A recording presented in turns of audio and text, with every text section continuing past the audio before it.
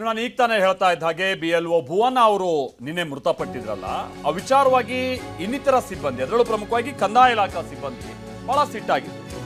VA ಆಗಿ ಅವರು ಕೆಲಸ ನಿರ್ವಹಿಸ್ತಾ ಇದ್ರು, VAO ಆಗಿ. ಈಗ ಸದ್ಯಕ್ಕೆ SIR ಪ್ರಕ್ರಿಯೆಯಲ್ಲಿ BLO ಆಗಿತ್ತು. ತುಮಕೂರು ಜಿಲ್ಲಾಧಿಕಾರಿ ಕಚೇರಿ ಬಳಿ ಬಹಳ ಪ್ರತಿಭಟನೆ ಆಗಿದೆ. ನಿನ್ನೆಯಿಂದನೂ ಕೂಡ ಪ್ರತಿಭಟನೆ ನಡೀತಾ ಇತ್ತು. ತಹಶೀಲ್ದಾರ್ ವಿರುದ್ಧ ಕ್ರಮ ಆಗಬೇಕು, ಬಹಳ ಒತ್ತಡವನ್ನ ಕ್ರಿಯೇಟ್ ಮಾಡ್ತಾ ಇದ್ದಾರೆ ಜಿಲ್ಲಾಧಿಕಾರಿಗಳು ಕೂಡ, ಅವ್ರ ವಿರುದ್ಧನೂ ಕ್ರಮ ಆಗಬೇಕು.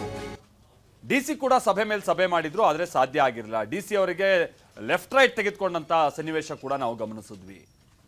ಈ ಜಿಲ್ಲೆಗೇನೋ ಇದರಲ್ಲಿ ಪ್ರಥಮ ಸ್ಥಾನ ಬರಬೇಕು ಅಥವಾ ಜಿಲ್ಲೆಗೇನೋ ಒಂದು ಒಳ್ಳೆ ಹೆಸರು ಬರುತ್ತೆ, ಆ ಕಾರಣಕ್ಕಾಗಿ ಕೆಲಸ ಮಾಡಿ ಅಂತೇಳಿ ಬೆಳಿಗ್ಗೆ 6ರಿಂದ ರಾತ್ರಿ 10 ಗಂಟೆ ತನಕ ಕೆಲಸ ಮಾಡಿಸ್ತಾ ಇದ್ರು ಅಂತೆಲ್ಲ ಭುವನ ಅವರ ಪೋಷಕರು ಸೇರಿದ ಹಾಗೆ ಇನ್ನಿತರ ಸಿಬ್ಬಂದಿ ಎಲ್ಲ ಆರೋಪ ಮಾಡ್ತಾ ಇದ್ರು.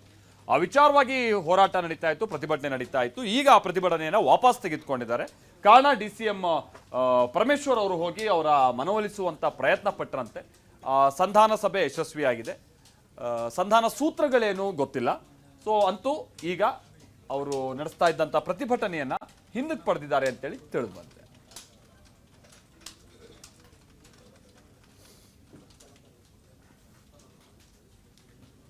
ನಡೆಯಲ್ಲಿ ನೀವು ಗಮನಿಸ್ತಾ ಇದ್ದೀರಲ್ಲ, ಡಾಕ್ಟರ್ G ಪರಮೇಶ್ವರ್ ಕೂಡ ಪ್ರತಿಭಟನಾ ಸ್ಥಳಕ್ಕೆ ಹೋದ್ರು. ಅವರಿಗೇನೋ ಒಂದು ಮನವಿ ಪತ್ರವನ್ನೆಲ್ಲ ಕೊಟ್ಟಿದ್ದಾರೆ ಅಲ್ಲಿರುವಂಥ ಸಿಬ್ಬಂದಿ.